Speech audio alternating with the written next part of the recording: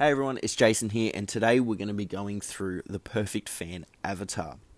So the whole point of this is to really dive deep into who your perfect fan is, so when you actually market your music online, you've got a better chance of them engaging and connecting with it. Okay, so a lot of the time the problem is a lot of bands just say, "Hey, I just want to play in front of 1,000 people or 100,000 people," and that's all well and good to have that goal. That's awesome, but they don't really go any deeper than that. So as you can see, there's 5 different sections.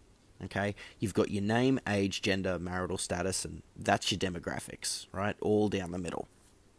Now, that's going to come in handy when it comes to doing stuff like Facebook advertising, and really understanding where they are in the purchase process of if they can even afford your merchandise. So say maybe your target audience is teenagers, tweens, right? So obviously they're not their occupation is going to be a student. They're still in school. They don't have an annual income. So then you know that you're going to have to try and convince them to convince their parents, all right?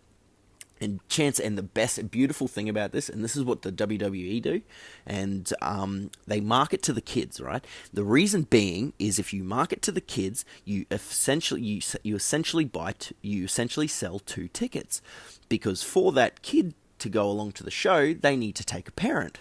So instead of marketing to the parent, where I can only afford 1 ticket, market to the kids. Hey, the kids want to go. Well, dad or mum are going to have to take them to the show, so they're going to have to buy 2 tickets. Okay, so this can be very powerful. The demographics can be very, very powerful in that sense.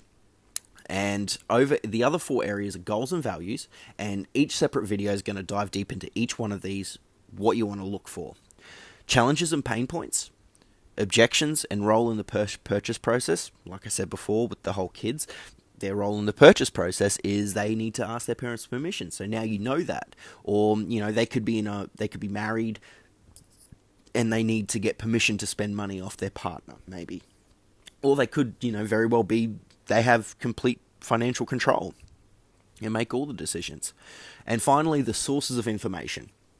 So the sources of information is going to be one of your most powerful tools when it comes to doing paid advertising, because this allows you to really hyper-target where your audience is.